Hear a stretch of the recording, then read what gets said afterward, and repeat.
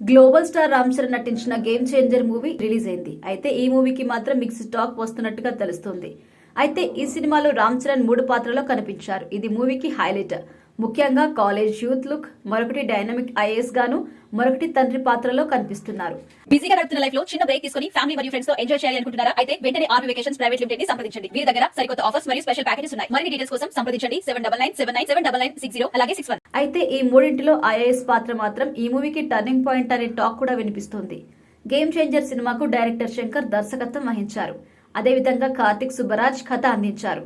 అదేవిధంగా Charan powerful IAS పాత్ర కోసం చాలా మంది ఐఏఎస్ ల వీడియోస్ కూడా చూసినట్టుగా తెలుస్తుంది. Tamil Nadu cadre senior IAS TN Seshan జీవితంలోని అనేక అంశాలు, ఆయన నిర్ణయాలు కూడా చెర్రీ పాత్రకు ఆదర్శంగా తీసుకున్నారట. ఒక రకంగా Ram Charan game changer IAS పాత్రకు ఇన్స్పిరేషన్ తమిళనాడు క్యాడర్ అధికారి టిఎన్ శేషన్ గారు. టిఎన్ శేషన్ ను ఒక సంచలనంతో పాటు డైనమిక్ ఐఏఎస్ గా కూడా పిలిచేవారు. ఆయన 90వ దశకంలో అప్పట్లో పలు ప్రభుత్వాలకు, అధికారులకు చుక్కలు చూపించారట. ముఖ్యంగా ఎన్నికల సంస్కరణలు, బహిరంగ ప్రదేశాల్లో రాజకీయ నాయకుల నోళ్లకి ఒక రకంగా తాళాలు పడేలా చేశారు.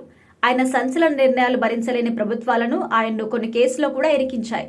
కానీ ఆయన ఏ రోజు కూడా ప్రభుత్వాలకు గాని, అవినీతి అధికారులకు గాని తల వంచకుండా తన పనిని బాధ్యతగా నిర్వహించారు. ఇక ఇప్పటికీ కూడా టిఎన్ శేషన్ అంటే హార్డ్ వర్క్ కి బ్రాండ్ అంబాసిడర్ అని, వర్క్ విషయంలో పని బకాసురుడిలా పేరు సంపాదించారు. కేవలం ఎన్నికల సంఘంలోనే కాకుండా పనిచేసిన ప్రతి శాఖల్లో కూడా విప్లవాత్మకమైన మార్పులు తీసుకొచ్చారని టిఎన్ శేషన్ చేసిన సేవల్ని ఇప్పటికీ కూడా కొనియాడుతూ ఉంటారు. ఈ నేపథ్యంలో రామ్ చరణ్ ఇలాంటి డైనమిక్ అధికారి చేసిన సేవల్ని మరోసారి గుర్తు చేసే విధంగా మంచి పాత్ర పోషించినందుకు అభిమానులు చెర్రీపై ప్రశంసలు కురిపిస్తున్నారు.